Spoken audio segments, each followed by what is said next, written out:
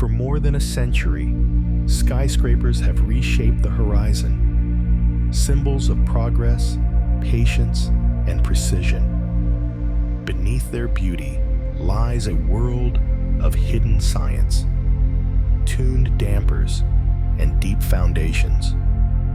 Tonight, we'll explore how these towers stand tall against time and wind, a quiet ascent through the art and physics of height.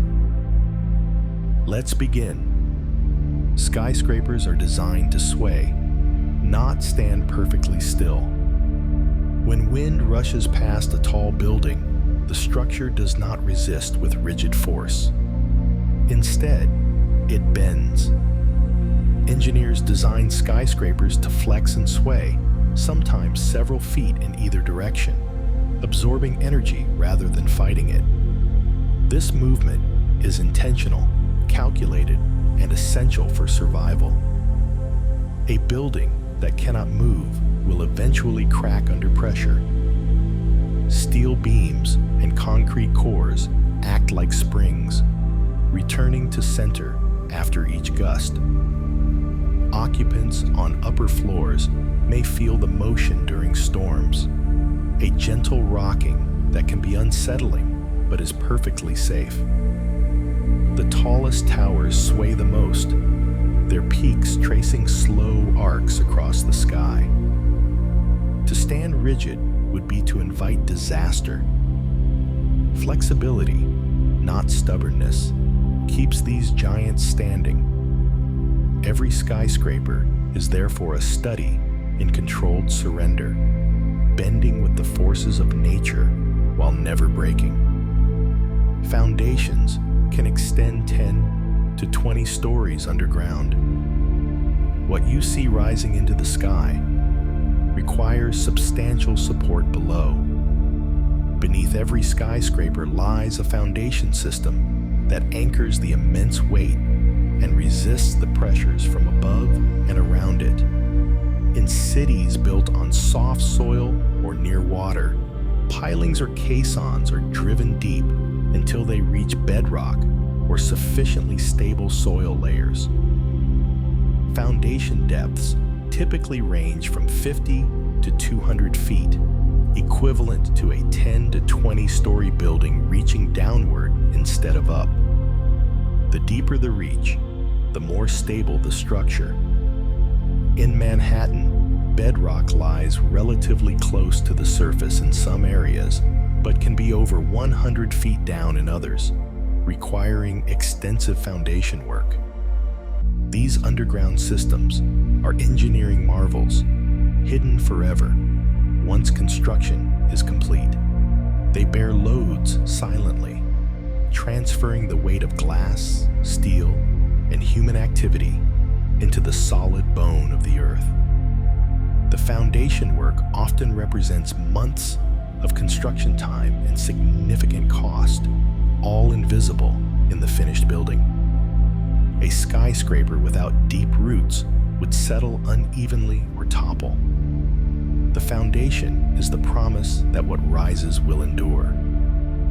Skyscrapers hum with a frequency you can barely hear.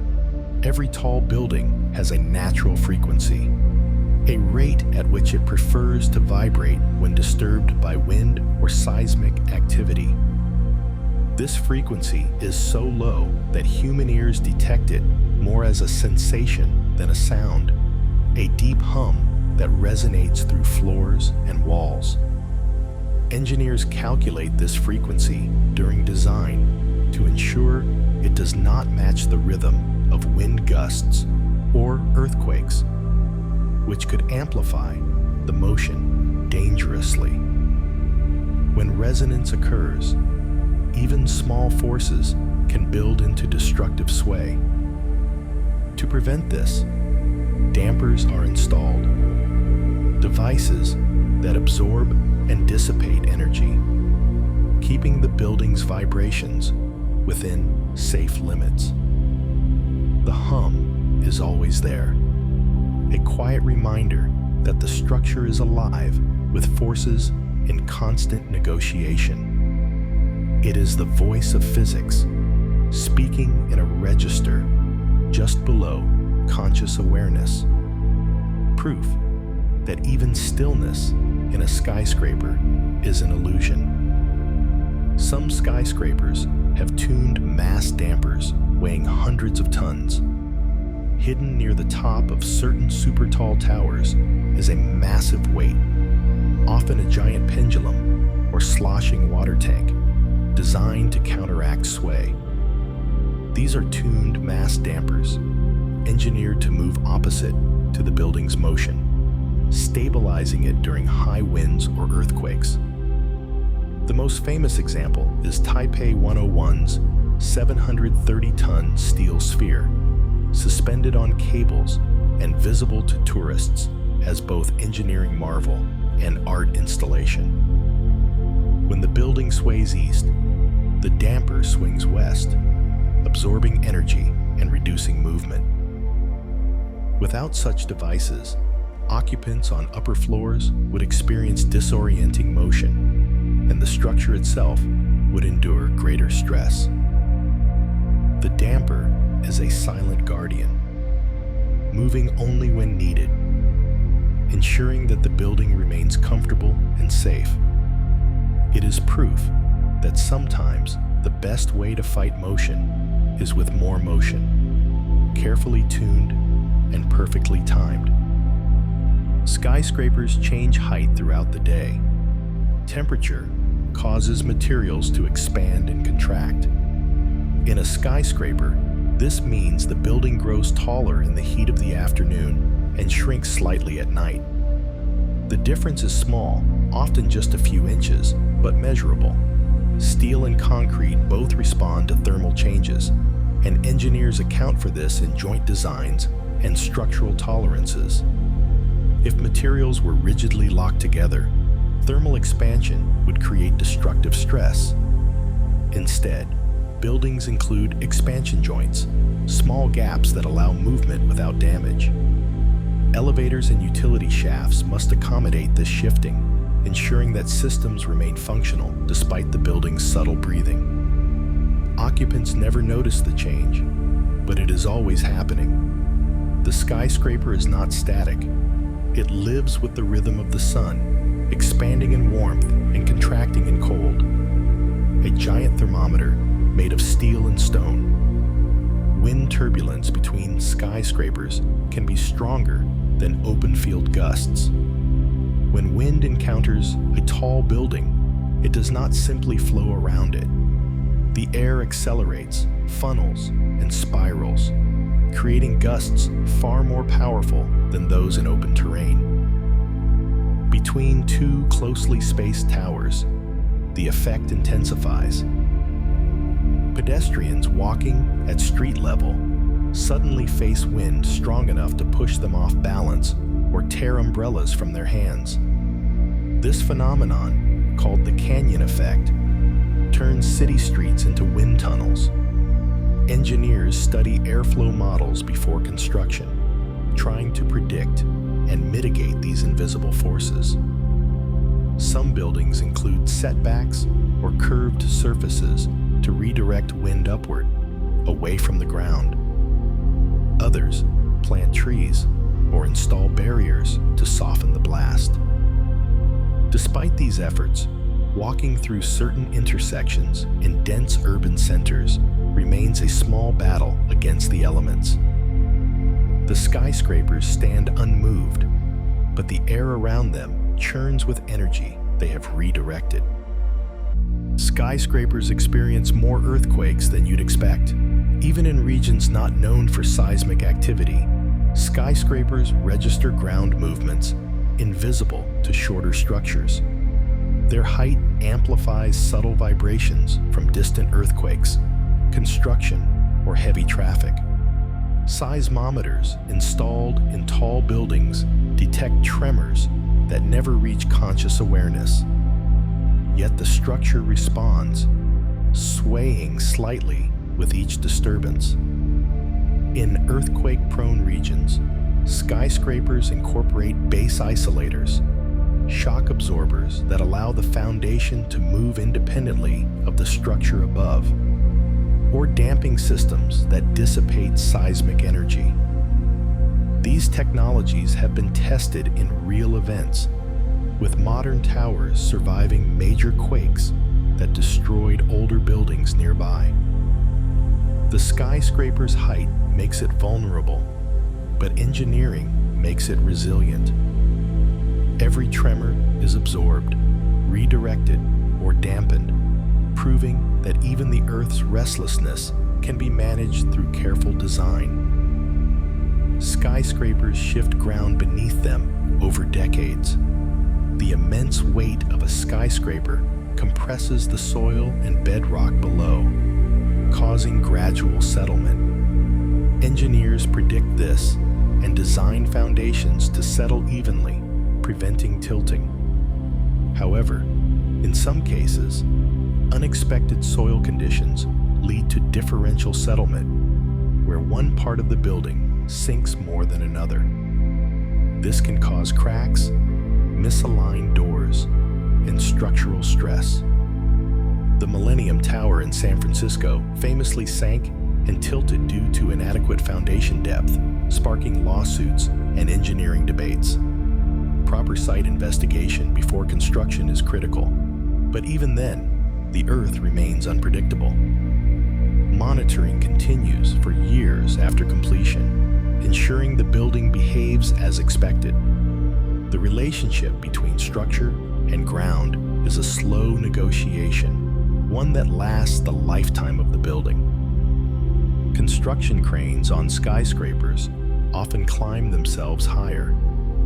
Watching a skyscraper rise, you may wonder how cranes reach such dizzying heights. The answer is elegant. They lift themselves. A climbing crane is anchored to the building's core, and as construction progresses, the crane uses its own power to insert new sections beneath itself, pushing upward floor by floor. This process repeats until the building reaches its full height. Once construction is complete, the crane is disassembled piece by piece and lowered, sometimes by helicopter or by reversing the climbing process. These machines are marvels of self-sufficiency, capable of hoisting tons of steel and concrete while elevating themselves in a carefully choreographed ballet. Without climbing cranes, building beyond a certain height would be nearly impossible. They are the unsung heroes of the skyline, temporary giants that make permanent giants possible. The steel frame of a skyscraper is often prefabricated off-site. Modern construction relies on precision manufacturing. Steel beams and columns are cut, drilled, and welded in factories, then transported to the site, ready for assembly. This prefabrication speeds construction dramatically, turning the building site into an assembly line rather than a fabrication shop. Each piece is labeled and designed to fit exactly, like parts of a massive puzzle.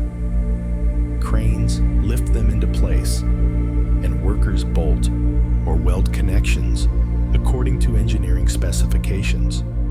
The process is efficient, reducing waste and improving quality. It also allows construction to proceed in almost any weather, since much of the work happens indoors before arrival. The skyscraper that appears to rise rapidly is not being built from scratch on site, but assembled from components crafted elsewhere. The city becomes a stage where pieces converge and the tower emerges as the sum of countless precise parts. Concrete pumps can push material over 1,000 feet vertically. Pouring concrete at great heights requires specialized equipment. Concrete pumps use hydraulic pressure to push liquid concrete through pipes, delivering it to upper floors faster and more efficiently than buckets or cranes ever could. The pumps can reach over 1,000 feet, pushing tons of material per hour. This allows continuous pours, essential for structural integrity. Stopping and restarting concrete placement creates weak joints called cold joints, which compromise strength. Continuous pouring ensures monolithic cores and slabs that act as single, unified elements. The pump's power is immense, requiring careful monitoring to prevent blockages or bursts. Without this technology, building above a certain height would be impractical. The concrete pump is the circulatory system of skyscraper construction, delivering the lifeblood of structure to the highest reaches. The concrete core of a skyscraper is often poured continuously for days. For structural integrity, the concrete core must be monolithic, poured without interruption to avoid weak joints. This requires marathon sessions where concrete trucks arrive in relay, pumps run non-stop, and crews work around the clock. A single core pour can consume thousands of cubic yards of concrete, taking 48 hours or more to complete. Engineers monitor temperature and curing conditions constantly as the mass of concrete generates heat that must be managed to prevent cracking. The logistics are staggering, coordinating suppliers, equipment, and labor in seamless succession. Any failure in the chain could compromise the structure's integrity. When complete, the core stands as a single, unified element, the spine that will support the entire building. It is a feat of endurance as much as engineering, a testament to planning and perseverance. The materials in a single skyscraper could build a small town. The sheer volume of resources required to construct a skyscraper is staggering. Thousands of tons of steel, millions of pounds of concrete, acres of glass, and miles of wiring and plumbing converge to create a single structure. If redistributed, these materials could construct hundreds of homes, schools, and shops. Yet they are concentrated into one vertical tower, a monument to density and efficiency. The logistics of delivering and assembling these materials are themselves marvels. Trucks arrive in carefully timed sequences. Cranes lift loads continuously, and workers coordinate across dozens of trades. The supply chain for a skyscraper is global, with steel from one continent, glass from another, and technology from a third. In this way, every skyscraper is an international collaboration, a gathering of the world's resources into a single, soaring expression of human ambition. Skyscrapers generate significant waste during construction. Building a skyscraper produces thousands of tons of waste. Packaging, offcuts, damaged materials, and demolished structures cleared for the site. Responsible developers implement waste management plans, sorting materials for recycling or reuse. Steel, concrete, and wood can often be reclaimed, reducing landfill burden. Some projects achieve diversion rates above 75%, meaning 3/4 of waste avoids disposal. The construction industry is under increasing pressure to adopt circular economy principles, designing buildings for eventual disassembly and material recovery. On-site sorting, supplier take-back programs, and modular construction reduce waste generation. The skyscraper's environmental impact begins long before it opens. embedded in the material flows of its creation. Managing waste is not just cleanup, but a commitment to responsibility, acknowledging that building up should not mean filling down. The higher you go, the faster elevators must travel. In the tallest skyscrapers, elevators become high-speed capsules. Some move at over 40 miles per hour, covering dozens of floors in seconds. At such speeds, air pressure changes rapidly, requiring pressurized cabins to prevent ear discomfort. The technology mirrors aviation more than traditional lifts. Cables are replaced or supplemented by magnetic systems in the most advanced designs, reducing friction and allowing even greater velocity. Without fast elevators, skyscrapers above a certain height become impractical. People would spend too much time in transit, turning vertical cities into frustrating mazes. Speed is therefore not luxury, but necessity.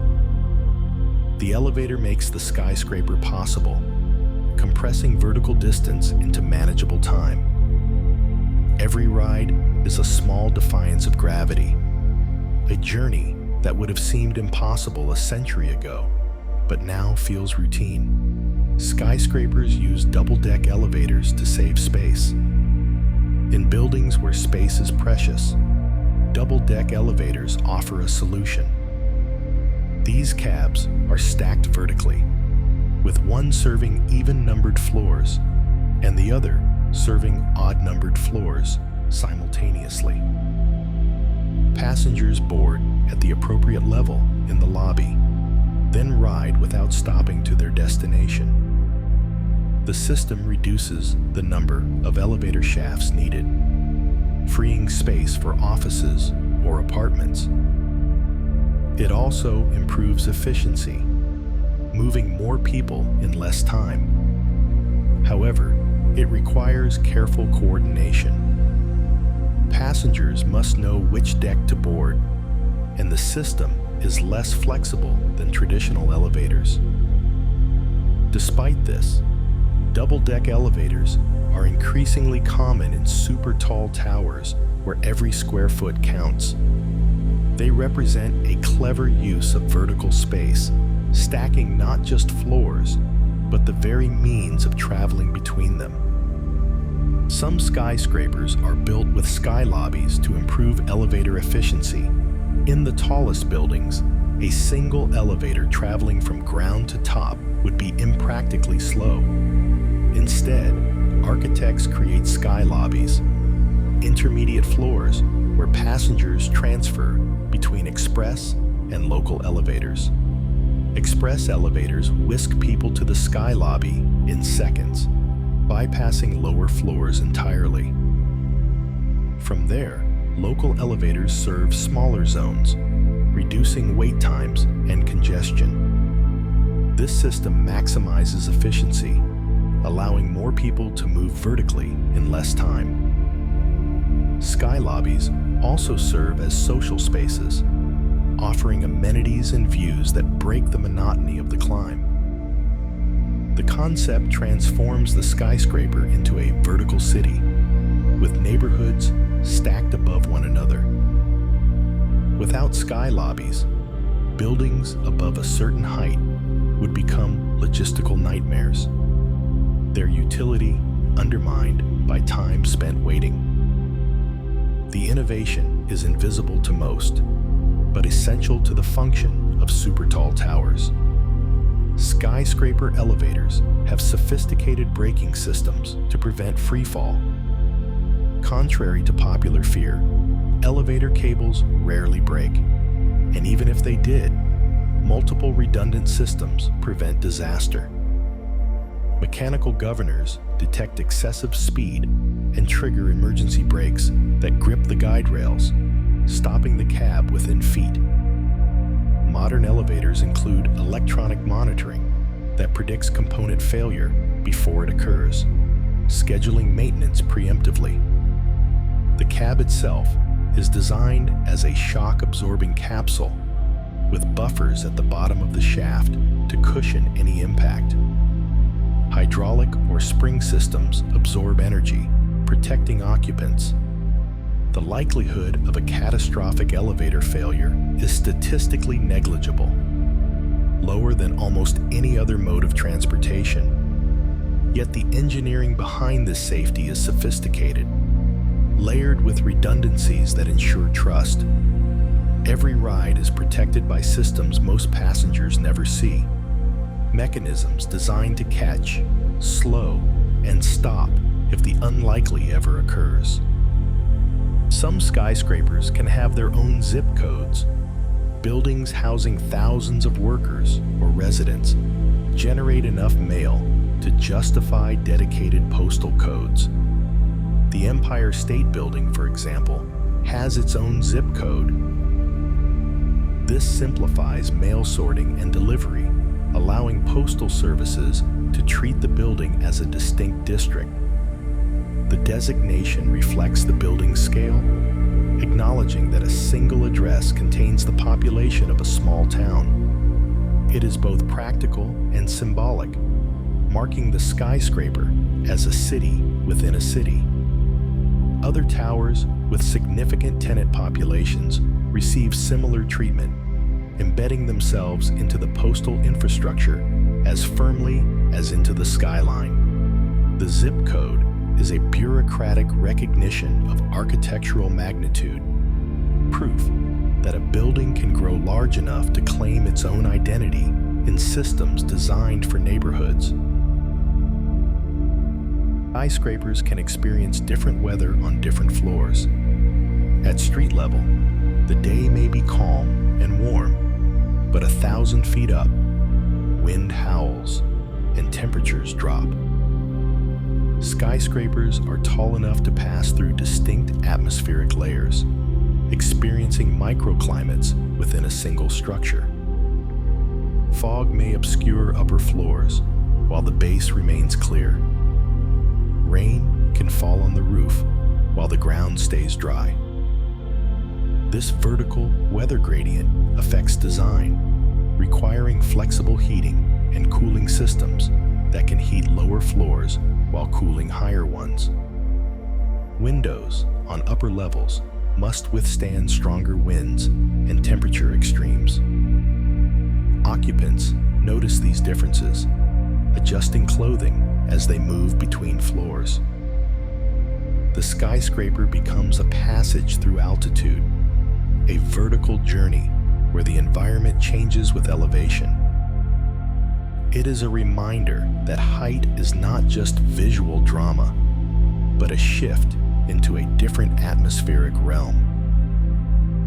Some skyscrapers use seawater for cooling in coastal cities. Proximity to the ocean offers a free cooling resource. Seawater is drawn through intake pipes, circulated through heat exchangers to chill fresh water, then returned to the sea. The system reduces energy consumption dramatically, avoiding the need for energy-intensive chillers. However, it requires careful environmental management to prevent harming marine life through intake screens or thermal pollution. Corrosion-resistant materials and biofouling controls add complexity. Cities like Hong Kong and Dubai pioneered these systems, demonstrating scalability. The ocean becomes an extension of the building's infrastructure, a vast thermal sink that makes climate control affordable and sustainable. The approach reflects a broader principle. Buildings should leverage their environment, not fight it, turning local resources into advantages. Some skyscrapers generate their own electricity. Integrating renewable energy into skyscrapers reduces reliance on external grids.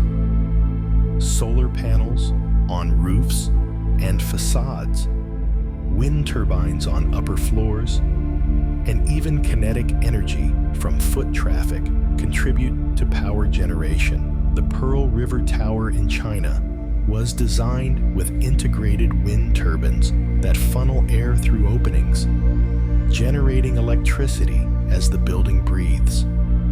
While no skyscraper is fully self-sufficient, every kilowatt generated on-site reduces carbon footprint and operating costs. Battery storage systems allow buildings to save energy during low-demand periods and use it during peaks.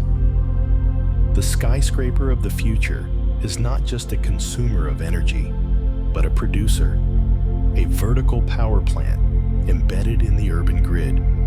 Sustainability and height are no longer opposites, but partners in the evolution of cities. Skyscrapers include refuge floors for emergencies. In the event of fire or other disasters, evacuating a 100-story building is daunting. Refuge floors provide safe havens where occupants can wait if immediate evacuation is impossible.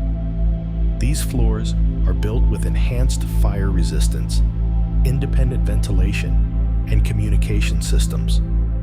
They are pressurized to keep smoke out and often include emergency supplies. Firefighters use them as staging areas, and occupants can rest before continuing their descent. The concept is especially important in super tall towers where evacuation could take an hour or more. Refuge floors break the journey into manageable segments, reducing panic and fatigue. They are a recognition that in the tallest buildings, escape is not always immediate. Survival depends on creating safe zones within the structure itself, places where time can be bought and lives saved. From their deep foundations to their wind-swept peaks, skyscrapers remind us how structure meets imagination. They rise through storms and shifting air, not to resist nature, but to live in quiet harmony with it. Perhaps that is the truest fact of all, that even our tallest creations depend on balance, patience, and trust in the forces they cannot control. And so, our quiet ascent comes to an end. We've drifted through stories of steel and wind, through the silent physics that hold cities in the sky. Along the way, we've touched the edge of human ambition and found, beneath it all, a calm that endures. If this journey brought you peace, you can always like and subscribe to join us again, or share a thought in the comments below. But for now, there's nothing more you need to do. Let your thoughts settle like the skyline after dusk. Let your breathing slow, and let the night carry you gently toward rest. Good night.